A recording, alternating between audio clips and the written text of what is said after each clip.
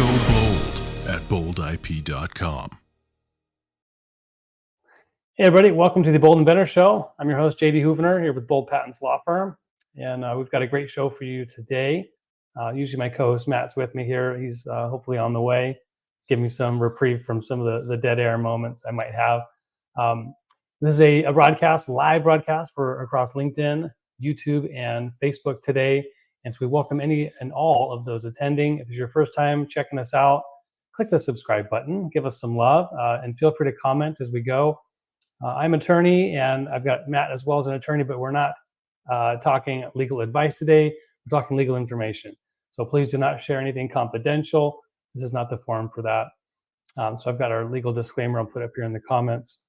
If you do think you have something super secret, very awesome to talk about, I'll be providing a link for you to schedule time to speak with us on a free discovery call a little bit later, so hang tight for that. We've got a really cool guest I'm excited to bring on. It's got a lot of really fun things to talk about. It's Matthew Bordy, as you saw from the title of our show. He's with Prototype House, and so we're going to have him on just after our Q&A session. And so I do see we have a couple live folks out there. If you have any questions, this is your time to put them in the comments. I'll take them as priority for you taking action and being here. For you people watching this after the fact or on a post roll, you can catch us live every Wednesday at 1:30 Pacific. And we're here, like I said, on YouTube and LinkedIn always. Sometimes we go over to Twitter or Facebook, depending on the flavor of the week. So let's go to some of our questions that have come in. And again, I'll take as a priority anybody that's got live questions. So without further ado, I'll jump to that. We've got a whole fresh host of questions. I sent over to Mia. I was like, hey, we need some more questions. And she went and got like 20. So back to the hopper with Quora and Reddit and some Facebook questions as well. So I'll try my best to tackle some of the trademark questions, but I'm going to start with the patent one. This is a little bit of a softball, but it's a good one to get started with. So here's the question. I like it because I think a lot of people have this question. Maybe they're too shy to ask it. Is it possible to obtain a patent for something that's already been done, but not patented yet? And unfortunately, no. Unfortunately, no. The problem there is that to get a US patent, it has to be novel. It has to be first of its kind, and it's got to be yours. So if someone else came up with it and brought it to market, produced it, showed it to you, you're not the inventor. Just because you discovered it or found it or first one to see it, in your family or group or community, that doesn't mean you came up with it. So in order to file an invention, you have to be the inventor. And then secondly, it can't have been in the public before, right? So by the time you file it, the examiners will be looking at anything that's existing before that date of filing. And that can be patents. It can be non-patent literature as well. So really anything that's available to someone in the industry, in that field of invention. What would someone that's working on products, working on solutions in that field, what would they have at their fingertips? What kind of knowledge would they have? And so that's the standard that the examiners are going to look at. And so unfortunately, no, you're not able to obtain a patent for something that someone else already did, even if they decided not to get a patent on it. So hope that helps clarify that question. It's a good one. All right, we had another one come in.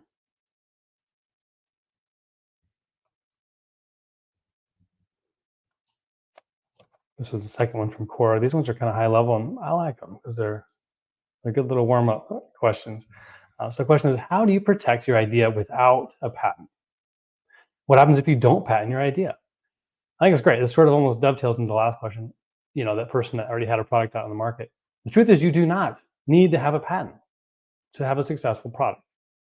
And you don't have to have it, right? If you move out to the market and you try to be a first mover to test it out, see how things go, or just forego the whole process of investing in a patent, that's okay. You just run the risk of having competitors see what you're doing and enter the market without any barrier, right? Of course, there may be some initial technology barriers to actually getting hold of materials, and they'll be second or third or fourth in line to get to your customer base. You're going to lose out on the ability to prevent anyone else from making, using, or selling that product. And so you'll have to expect a bit more competition. The other perhaps downside is if you decide not to sell right away, to a certain segment, of the world or a different part of the country, you're really allowing your customers to be taken away. So it's definitely, advantageous to seek a patent if you can, if it's something that you think is worthwhile. The only times where it's really not worthwhile to get a patent is if there's, what you're doing is not readily reverse engineerable. And so there's certain areas of technology, certainly within software or things that are harder to kind of follow, methods or processes, specifically in manufacturing.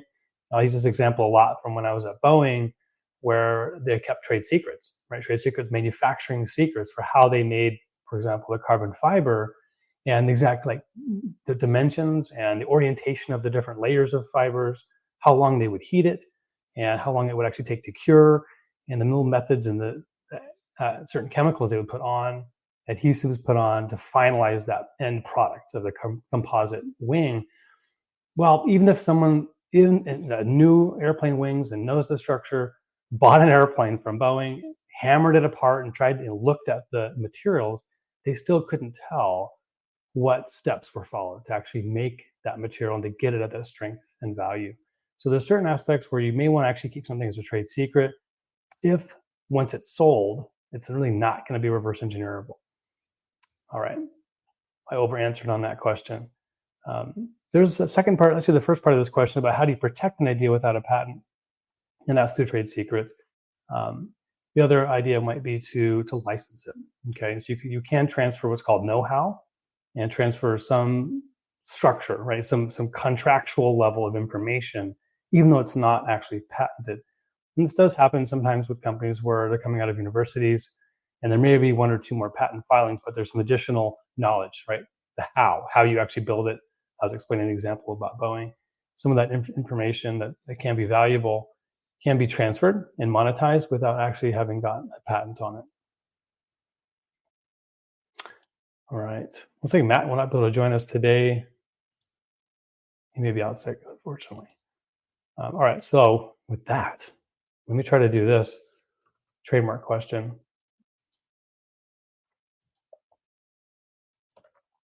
Again, if we have anyone out there with questions out there, have something on your mind, something you've been wondering about the patent or trademark process, this is a good time to ask it here. So this question is, can you explain the meaning of trademark in the context of a company's name? What is the purpose of registering a trademark?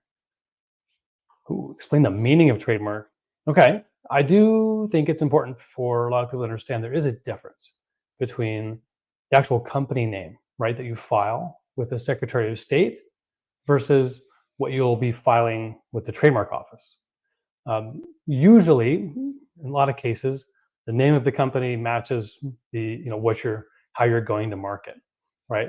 Our law firm is Bold Patents, but the actual law firm name is Bold IP, PLLC, right? So we actually have gone after Bold Patents as a specific trademark with the USPTO and the trademark office.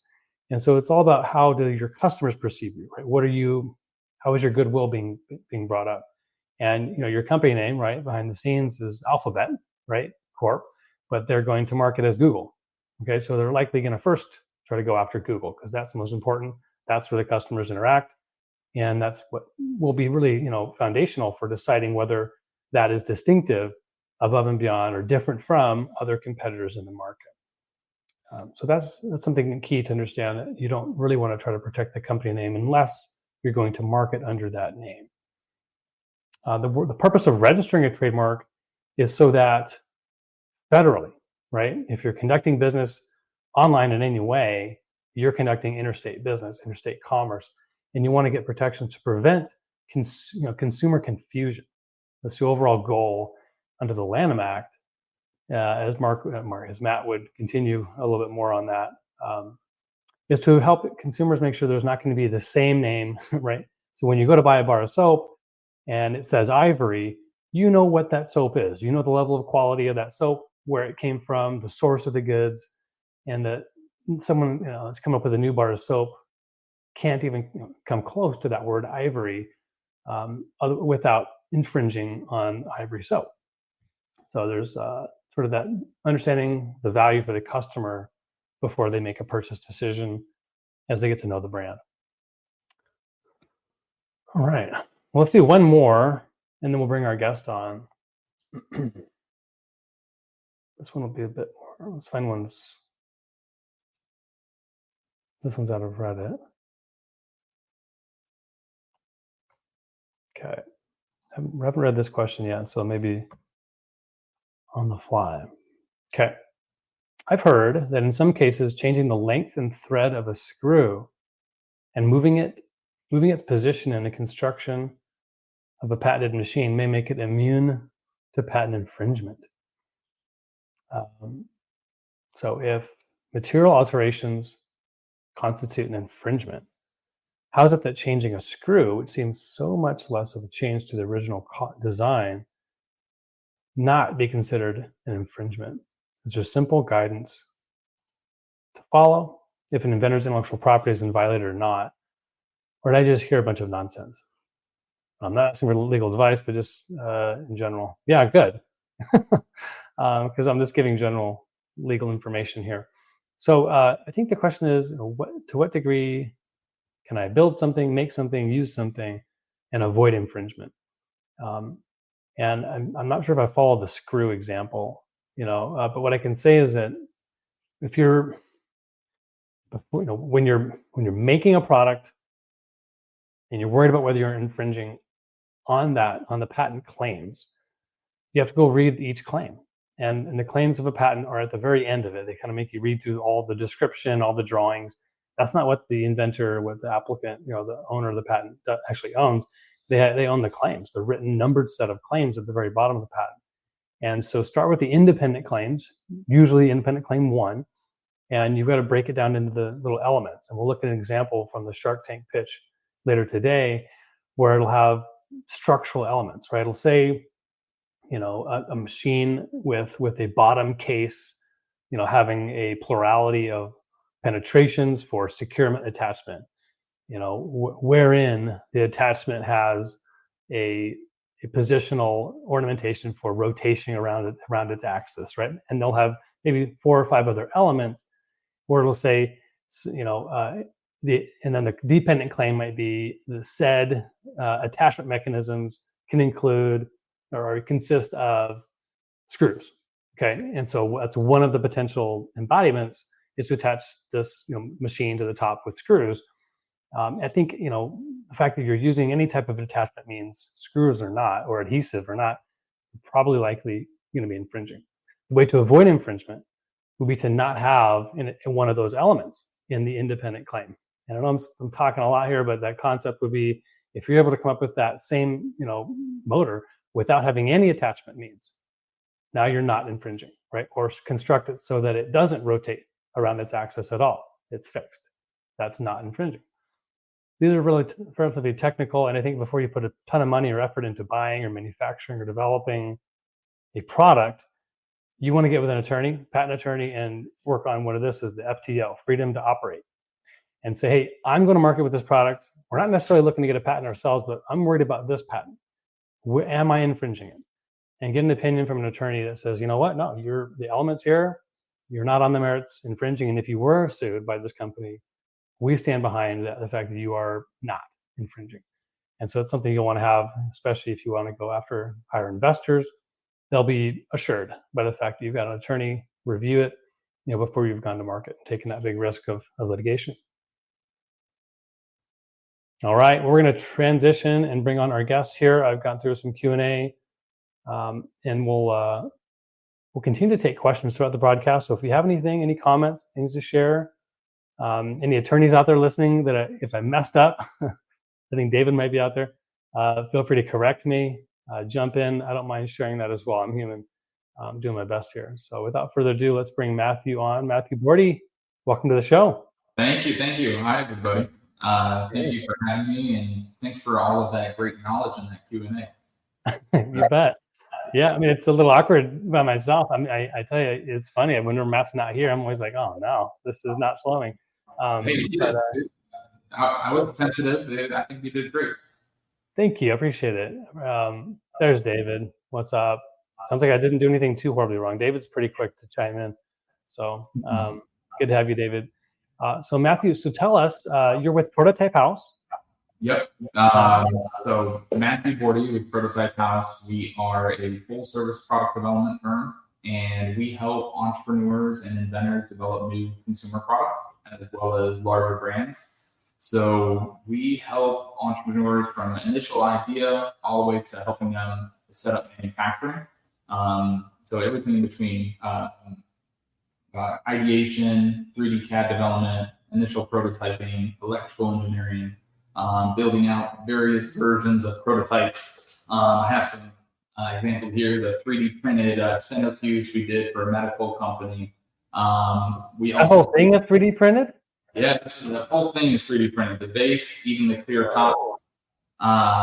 And then we're able to test the actual PCB board and all of our internal electronics inside the unit before they go to production. So That's awesome. yeah, and from there we also help with like packaging design. This is a cool product if you're looking for a Christmas gift. It's called a Hyper Chiller. It's on Amazon. 22,000 5-star reviews, so check that out. Holidays are coming. And from manufacturing over in Asia to clients that want to manufacture here in the United States, we can help with that as well. And we also do soft goods. So I brought a bunch of different examples. This is one of our latest clients. I had to rep Miami because we're here in Fort Lauderdale.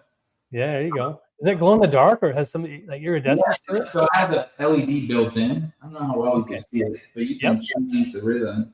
And so, it makes a good statement when you're out and about. Absolutely. Yeah. That's so good.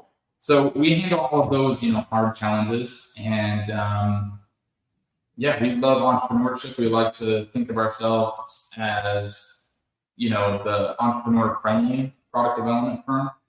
So we really work with you from, the grassroots all the way up until you're a corporate company. We have clients that started with us 8 years ago, and they call us and say, "Hey, Matt, we have this new concept. We're on version 6. What can we do here?" So I'm happy to answer any questions that you get from your clients as they go through the patent process. Happy to dive into any aspects of our business, and I really just want to be a resource for people out there that have questions, and help provide some clarity. Perfect. Love it. I wanted to show off your new online presence. You obviously got a physical office there. You got a building you're in. What city and state are you in? So we are in Fort Lauderdale, Florida, and we just moved into a new facility. It's right on State Road 7. It's about 2,800 square feet. We have a shop, a bunch of 3D printers. This is where all the magic happens. Majority of our clients are out of state. So if you're not in the state of Florida, that's okay. We meet with our clients virtually. We have a client in Dubai right now, even as far as, I'm not on the project, but it's, what is the time zone? I think it's like a 17-hour time difference. And so you have to figure that out. But you're always welcome we're close to Fort Lauderdale Airport. And we just built a brand new website as we're launching into 2025. We're starting to offer some more services as far as app development, software development. So we wanted to kind of showcase with the new website. And I thought that would be cool to show you. I didn't know you spoke about it, got a sneak peek. And we're pretty excited as it gets built out. Good. Well, let me share a screen a little bit. I got to show off your fancy online presence here. So let's take a look at your website. So this is at prototypehouse.com. Looking good. I think I saw you in the video here somewhere. Yeah. I'm sure you're going to be there. So you've got a team. It looks like you've got a pretty sizable group there with you. Yeah, sizable group. We're lean and I would say lean. Yeah, so we have a team of 6 here, and then we also have 5 other team members that are kind of spread out along the globe. So if you go to About Us, we have 2 team members in India, 2 in Pakistan. We have 1 in the Netherlands. So we're kind of spread out. It just depends on the current amount of work that we have. But our core team here is 6 of us. That's great. Well, I love it. Thanks for letting us take a peek there. And I was looking at the homepage earlier, and you were saying one of the greatest things is the video, right? I'm going to show what you're up to. Tons of this here, and you pointed us to the video here, Launch Your Product, one of your best videos, I think. So click on that and get to know Matthew a bit more and about Prototype House. This would be a good video for you to check out. And what's nice about that video, it kind of brings you through the process of working with a development firm if you're ever worried, wondering what that process would look like. And we also have a podcast on the new site, so we'd love to have you on. And we're slowly rolling out some episodes as well. So perfect. Yeah, I was listening to one of my mentors, and they're like, "Hey, before you start a podcast, make sure you actually have 10 already recorded, so you can make sure you keep up the pace, so you don't run out of content." But I don't think that's going to happen. I mean, you're surrounded with products. You've been in business for a long time. You're not necessarily a startup, although it might feel that way because you're energetic. You've got growth in your veins. Well, okay. So let's. So your company helps bring things to life in reality. We just make paper, right? Electronic on the side. We get the patent for inventors. You're the one that actually helps bring it about. And this is actually something I talked about. I do a daily video, and I was talking about how often inventors are kind of in this struggle of, gosh, I got this amazing idea. It's a little bit outside of what I do day to day, and so I don't know how to actually build it myself. Do I trust an engineer or a prototyping company to build it, or do I go to a patent attorney first? And I actually usually say, go make sure the darn thing works.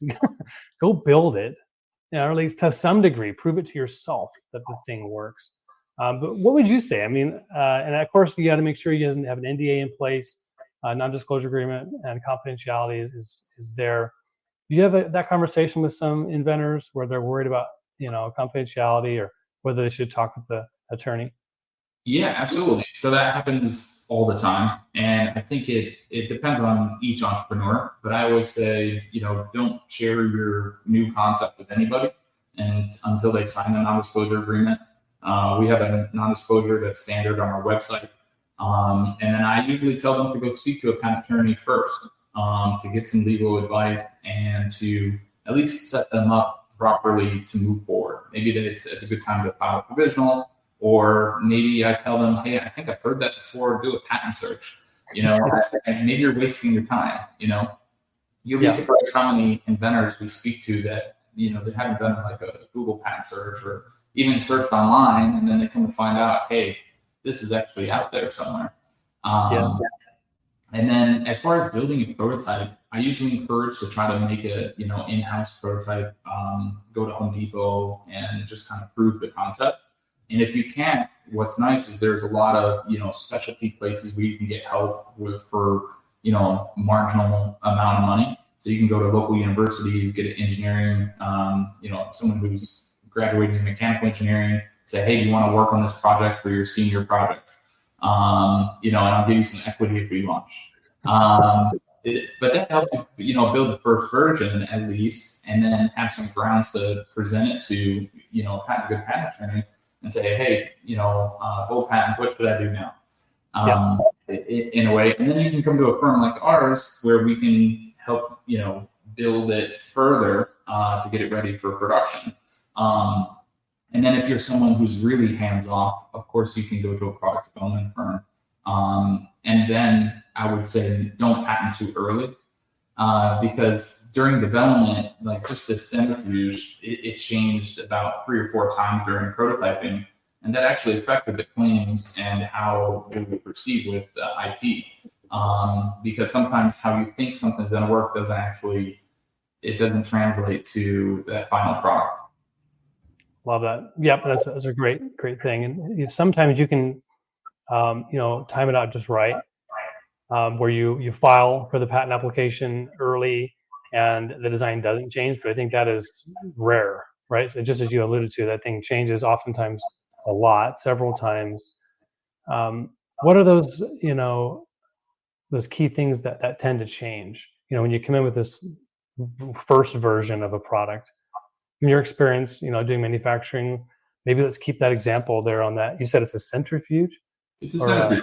It sends blood, so it separates the plasma in the blood. And, in medical practices, it's always time is money, right? They don't want the patients waiting. The sooner you can do the separation and use it, the better. So we're trying to beat, other competitors that were on the market. But one analogy, what I like to reflect on sometimes is Dyson. So Dyson, before he created vacuum, I believe he did around 1,200 different prototypes before he got to this final version. So if he were to file a patent on the first version, it's very different than what he actually finally came up with and solved all the issues that he ran into. So, if you have an invention, you're probably not going to build, 1,200 prototypes, but I would recommend you're going to go through a few because things tend to change, and then you can build on that patent, while you're in provisional, and go from there. Yeah, I love that. Well, so with that, let's keep that example. The first time they brought their idea or their first version, what were the changes if you remember from version 1 to version 2? Well, for like version 1 is a lot of clients come to us with a certain expectation or an idea. Like, for example, one idea was, we could just increase the speed. Let's just get a massive motor on this thing, and then it just fire it up really fast. But technically, that doesn't work either, right? Because you have to hit a certain amount of G-force to be able to, and what actually makes it work better is that you were at almost 90 degrees. So the separation actually happens faster. So if you look at other centrifuges on the market, they kind of stop at 48 degrees, between 45 and 50. So it takes a little bit longer for that separation to happen in the test tubes. So if you're able to pick that up, we have a wider stance. And we didn't really figure that out until we were testing. And the first prototype is just a bench test. It's just a bunch of electronic components and a motor and spinning water. And then as you develop, things get better. And sometimes we even find new features in a product that, the inventor didn't think about because you're developing. And you could say, hey, instead of just, glowing, let's click it twice and then you can have flashing, or, you can highlight each letter individually. We didn't come up with that, by the way, but just as an add-on, as an example, Yeah. And I've always thought about that. And I think as an inventor, I would be worried about, if I tell them about this invention, they're going to help me out and improve it. And aren't they going to then own those iterations, those new designs? And I would imagine it's not true. They're actually going to own whatever you guys design. Is that how you work to it? Yeah, so they own 100% of all IP. They're willing. They're able to list us on the patent only as inventors. We don't own any of the IP. And I believe so. I could ask you this question. Someone just asked me that. If we're listed, it actually gives the patent a little bit more credibility because they can go back later and say, well, Matt, Juan, Mike, they were on the team. They were working on it at that time when these improvements happen. I think it's super. It's above board and honest. I think a lot of times you should have been listed as the inventor, right? And maybe it didn't happen. And the truth is that's how it should be. And you simply assign your rights to the entity or to the individual, whoever it is. That's proper. And then there's a reduced chance. Let's say in later litigation of the other side saying, well, there was a problem during prosecution. You didn't name all the inventors properly, and then trying to get you on a technicality of not naming all the inventors. But I think for the most part, the whole point of that discussion was to make sure inventors shouldn't worry, right? They shouldn't worry about working with a prototype or an engineer or third party, even if the end product changes so much. You now have to file a separate invention. That IP is owned by you because you hired a company. You're working with it. It's okay to iterate and change it. Go ahead. Yeah, I would caution some, there's some companies out there that try to retain some of the IP as they're going through. So when you're filtering through, it's like dating. Don't get married too quick, get a couple quotes, talk to who you're gonna, and make sure that you can have a good communication relationship with the person. Totally. That's really important. Yeah, I think, and the person to trust there would be a business attorney. I always recommend that an inventor, you find someone local, state specific, find a business transactional attorney that'll become hopefully your general attorney as you grow your company. Maybe as you take on investors, hire employees, can get advice about offering up investor money and scaling. The important part for you to consider is have them look at the contract and look for exactly that. Look for language where they're, the company or third party is looking to take ownership or take some rights away and limit you. You want to make sure you're going into it eyes wide open. not just signing on with the first, the first designer that you speak with. So that was good advice to do some dating. We do have a question here, or maybe a comment here from Mohammed Jacqueline. I'm not sure how on point the question is, but we'll still take it. After I get an exclusive and infinite patent for my website, can I then achieve my dream? Like Jawad Karim, I don't know that name, founder of YouTube, I guess I should know, which is to sell my idea to Google, for example, and then take millions of dollars, even though I have no programming experience. My invention is just a simple model on Google sites. Okay. Well, obviously, thanks for keeping things confidential at this time. Can you sell your idea to Google? I think that is the heart of that question. And the answer is yes, you can sell patents. You can sell portfolios often. Those sell a whole lot better. And that term is fancy, portfolio, but it just means more than one. And so I encourage inventors to come away with several patents that cover a really broad amount of technology for a lot of the reasons we just got done talking about. It's because the design changes over time. And even though you get a patent granted, you want to have at least one or two children of that parent filing still pending, so that when competitors go to design around your patent and take off a bell or a whistle and change it or change the angle, that you can now change your child patent and try to expand the scope to cover what your competitors are going toward. So it's a very advanced way. Some of the big guys and big gals play this way. So having a portfolio to sell to a big company like that is not going to happen overnight unless you have you have a relationship with Google or that big company you're trying to sell to. And this is going to probably trick you a bit, but oftentimes sales will come up when there is infringement. Okay, so having infringement of your patent or your portfolio can actually be a good thing. It means that somebody's interested in it, right? There's enough market demand for a company to want to be in the market. And if you catch an infringer, especially one with deep pockets that's wise, they'll say, you know what, let's just settle this. I'll buy your portfolio, and then we're no longer infringing. So if you've got a really amazing idea, if it's a $1 billion idea, Mohammed, there's no reason why you couldn't make a deal with someone even as large as Google. Anything to add to that, Matthew? The only thing I would add to that is, start pitching. Figure out who you're going to sell it to.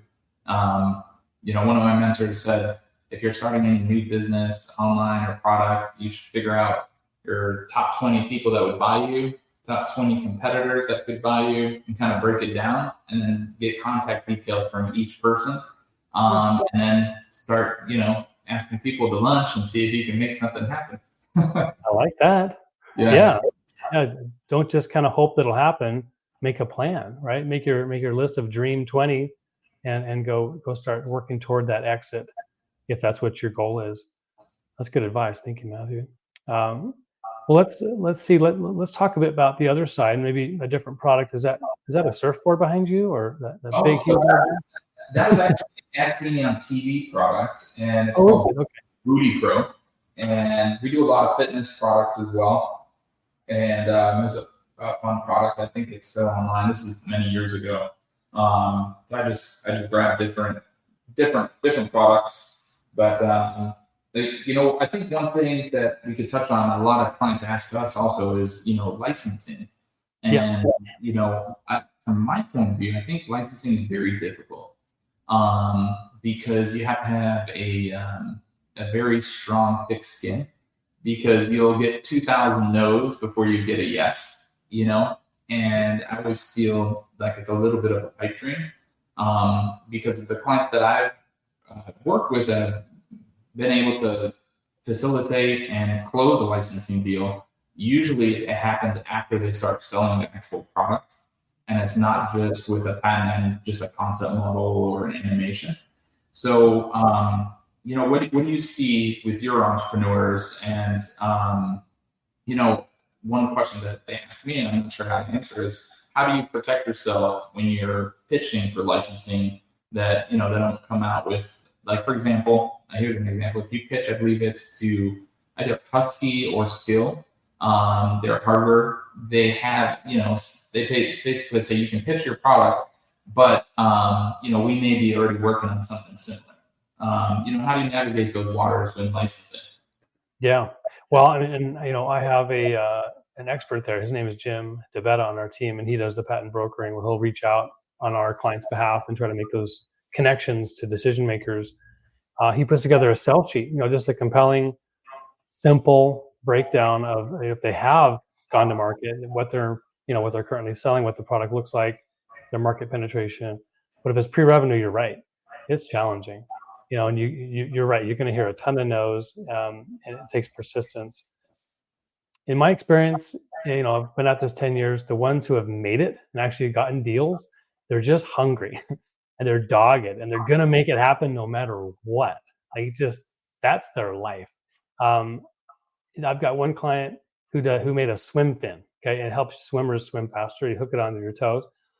He's going down, finding athletes, collegiate athletes, saying, please put this on, try it, right? He's going to trainers, physically going places, presenting. It's just a matter of time before, you know what I mean?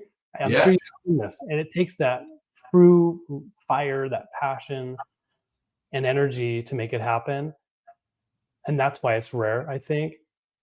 I think it's a great thing to mention and talk to clients about the truth of it is extremely rare for you to be laid back, getting a deal done. It's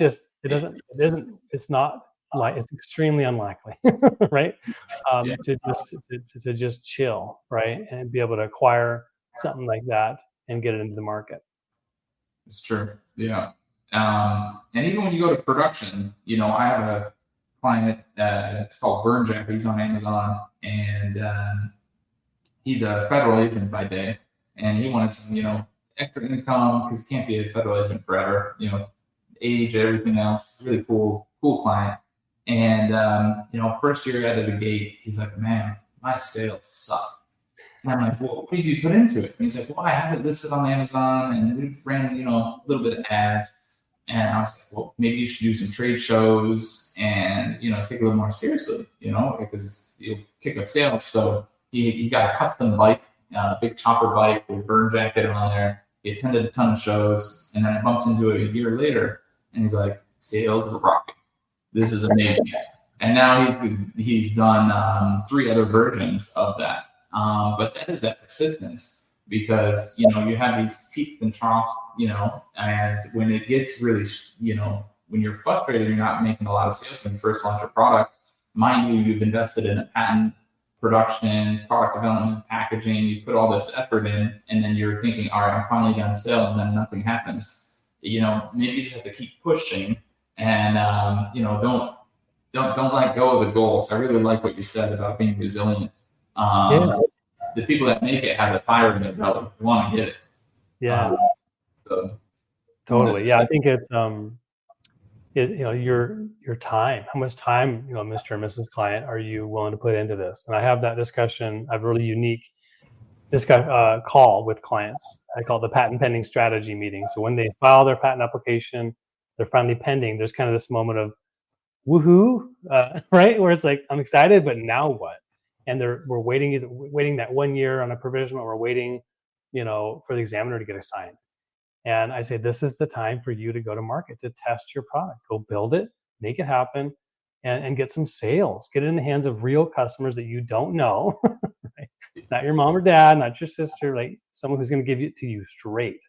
And that's the best thing to do. And that's why I advocate a lot for provisionals, for those that are new to the industry, don't have experience with products like this, if it's their first time inventing, because it's going to change. And having a nice, broadly written provisional that is thoughtful will hopefully, if done right, if done boldly, as we say, it'll encompass a lot of those iterations and versions that you're going to come up with. The customer tells you, gosh, this needs to have 2 attachments, not 1. You roll it in, and now your final product, that's selling well, that's what you put into the non-provisional. And that's what the examiners will find you. Hopefully, the goal is, of course, to have a patent match the product. So keep working at it, and we'll hopefully get there. We got a question from Ziptal. Ziptal, thanks for tuning in. What if you have a multi-billion-dollar idea, but don't have the money to patent? What do you suggest one do to head toward that direction?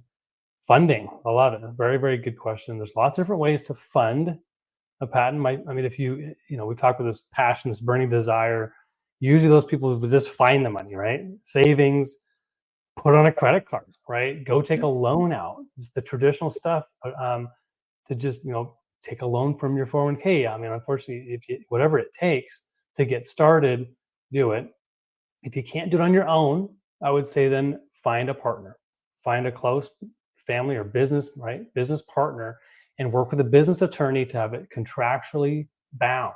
How the 2 or 3 or however many of you there are to pool money, to get those resources to begin making those steps forward. If you think you've got that big idea, I think it should be fairly straightforward to convince someone else to get on board with you that has maybe willing to be your financier. Any comments to that, Matthew? Have you seen 1 or 2 or 3 person teams come together? I have a current client, can't say his name, but he's an amazing guy. And we've been speaking to him for almost 3 years. And he's like, guys, can you just invest in our product and I'll give you equity? Prototype House doesn't do that. We don't work for equity. But I said, I'm going to call him James. It's not his name, but James, I'm sure, why don't you, think about a strategy you can raise the funds. So what he did is he created a PowerPoint presentation, and he took his NDA with him, and he went to people in that industry that his product is going to be in. And he went and set up investor meetings every week for 6 months. And I'll tell you what, just about 5 weeks ago, he's fully funded. He found one guy who said, I believe in you. Let's do this thing. So we did a Zoom call. We went over our quote and what our deliverables were going to be and what the strategy was. And now he's fully funded. So there's people out there that are, that have money, that will believe in your idea, that may be in the industry that you're trying to go into. So it's definitely possible. Right. It goes back to being resilient, just he believed in it and never gave up. So. Yeah, what I love about that, thank you for sharing that story. And I think it adds a lot when you're not just asking for money, but you're saying, hey, I spoke with an attorney, or hey, I spoke with Prototype House. These are the fees they're charging. I need to raise this amount of money to do this thing. You're thoughtful. You've worked it out. You know the next steps. You just need to get the funding to go. You're not just blindly asking for funds. So I think that combined with the persistence, it's going to happen. So I'm happy to hear that worked out well for him. All right, Matthew, I'm going to have you stay on with us. We're going to do our bold bite, we call it, of our Shark Tank critique. So you go on mute while we're playing. That way we'll make sure we can get audio through, and then we'll have you unmute when we get after the quick roll here. All right, unmute.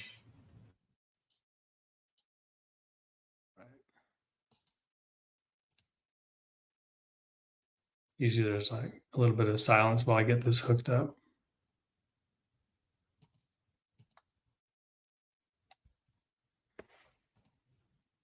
All right.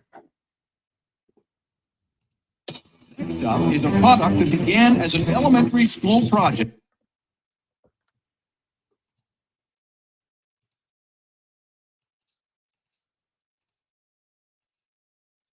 All right. There we go. Next up is a product that began as an elementary school project.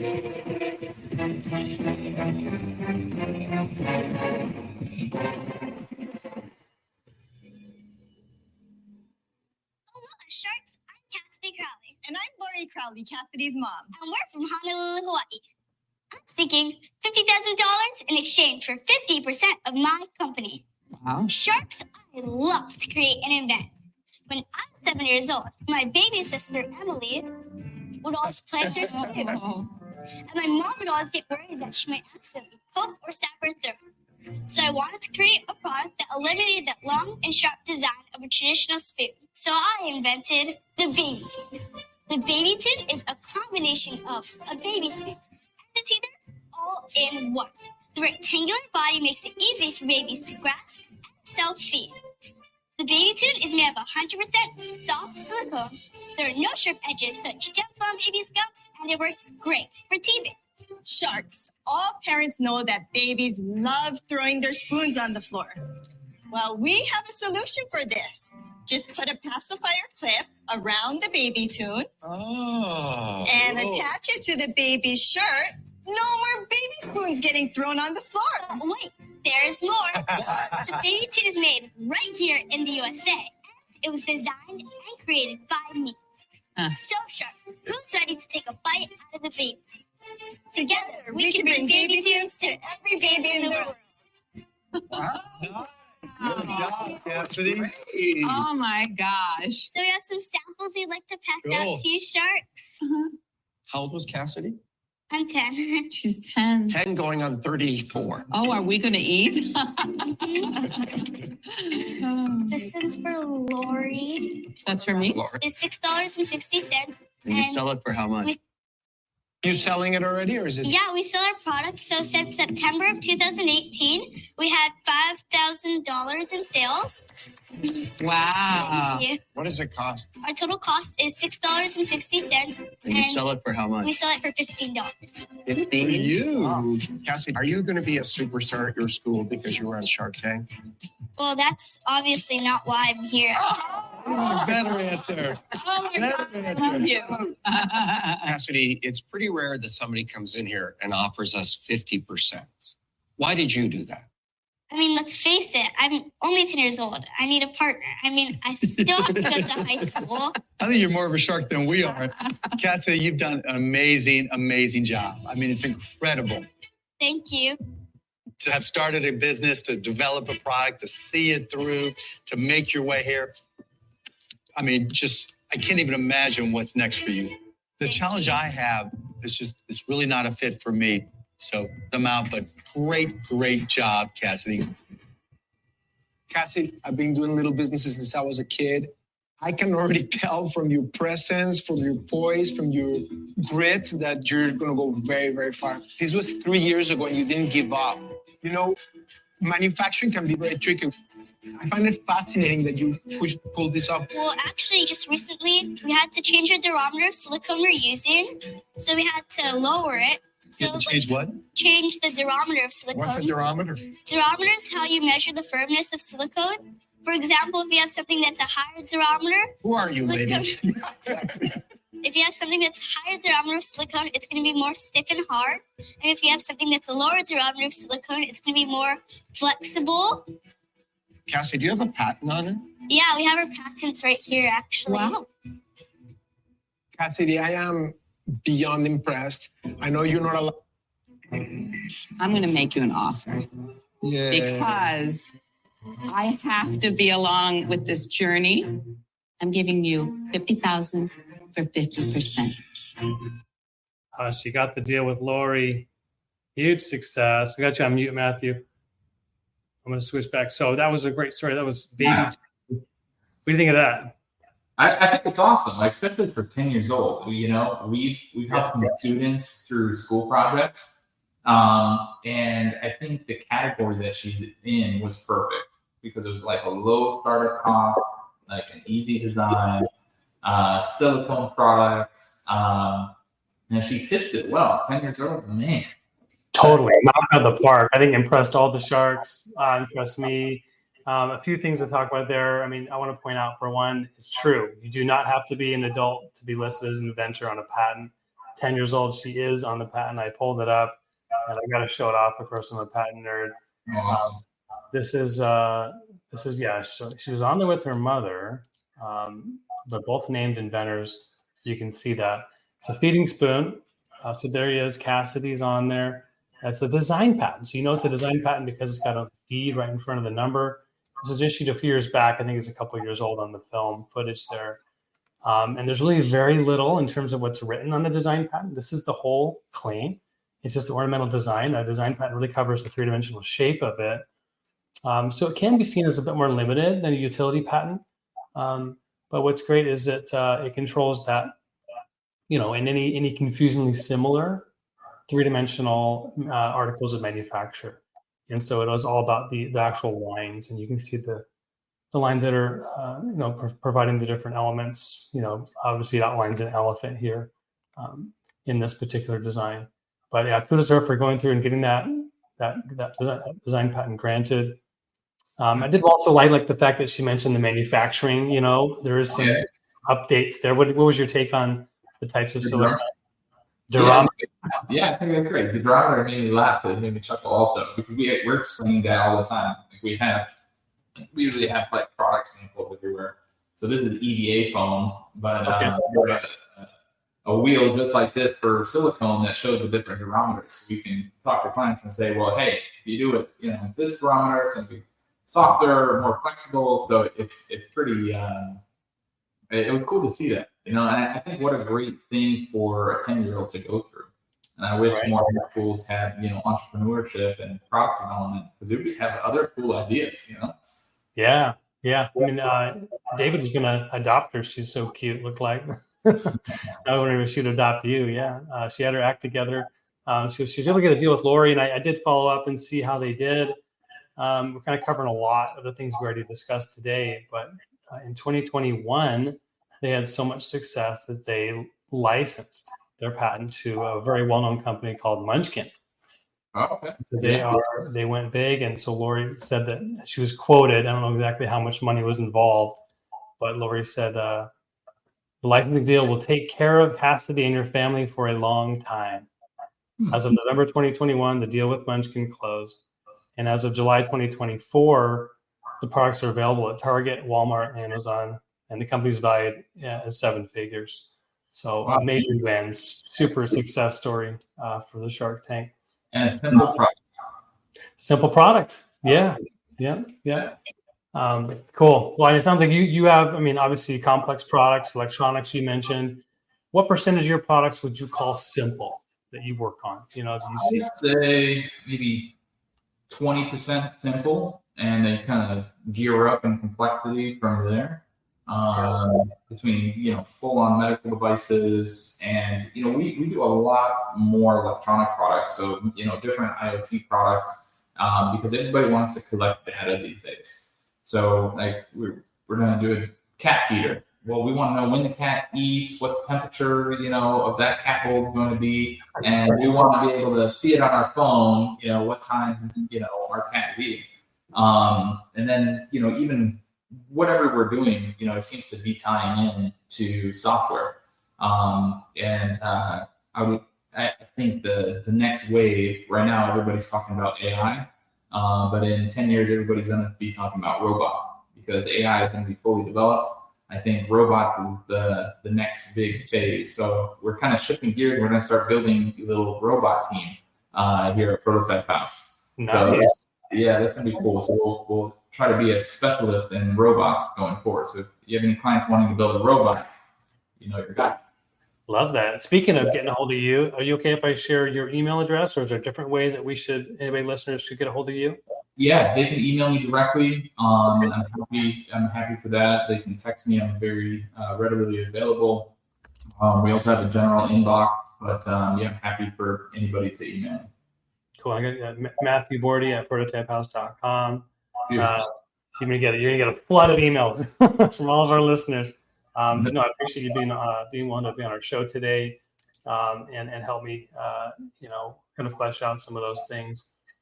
Kind of rounding out our show today, wanted to talk about that product we saw in Shark Tank. One question I had on my mind, we talked about those simple products, right? Is there ever the case where even though it's a simple product, like basically one part, there's nothing moving, are there any unforeseen challenges that can come up with those that are more expensive, even though it's a simple product? So it depends on a number of variables, but one is thickness of plastic, for example. Like let's say they didn't want to use silicone and they wanted to use a thicker, harder, denser plastic for some reason. Well, technically you wouldn't be able to do that. You'd have to make some parts hollow because you're going to have sink marks from the molding.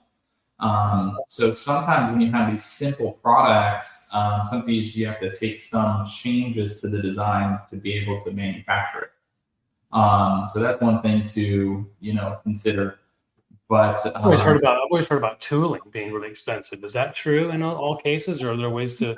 Not all cases. Silicone's fairly inexpensive depending on where you go. You can do heat press, you can do injection mold. There's a couple of different mold and manufacturing methods for silicone. Same for like EVA foam. But traditionally, if you're doing injection molding, you're going to have a significant investment to go to manufacturing.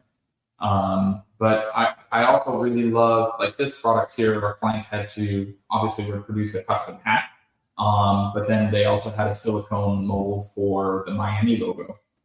So they had a mix of both, but we have a lot of entrepreneurs that launch, cut and sew items, and they do really well because it's a very minimal startup cost. You said cut and sew. Okay, so that means like leather or something else? Leather, cotton, clothing, different things. But we have here's a lot from it you can get at West Marine, and so a mixture of both. But this was inexpensive to start as well because there was only one mold. That's a net, right? Is there a lobster in there? Let's get that out. We have. You got it attached to your little panel up there. There you go. Okay. There we go. So we have here's our lobster, or bug as we like to call them here in Florida. Yeah. And this is a patented lobster net. It's called a Lobster League lobster net, and they're available at West Marine and Bass Pro Shops. And what's unique here is you're able to jump in the water with one hand, keep one hand free, so you can grab a glove. It has your tickle stick, and you can capture all your bugs, and you don't have to worry about them leaving. And it also has a measuring stick to make sure that the lobster is the right size to be able to take it out of the water. Very good. Well, not many lobsters out here on the West Coast that I'm aware of, but mostly an East Coast kind of thing, right? Yeah. Well, you're going to have to fly down and have some lobster with us. Yeah. Oh, yeah, that's right. Yeah, we're about as far away geographically as we can be, but yeah, that'd be overdue. So, Matthew, okay, I'll take you up on that. Head down your way here in the future. Well, for Bold Patents and for Prototype House, wish you all a wonderful day. And thanks for tuning in.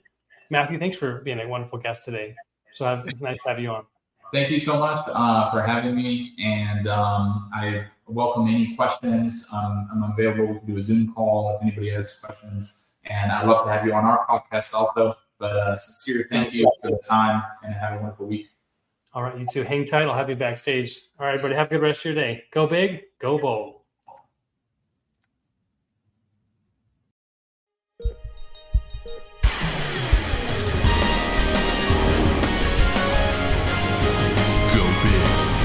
Go bold at boldip.com.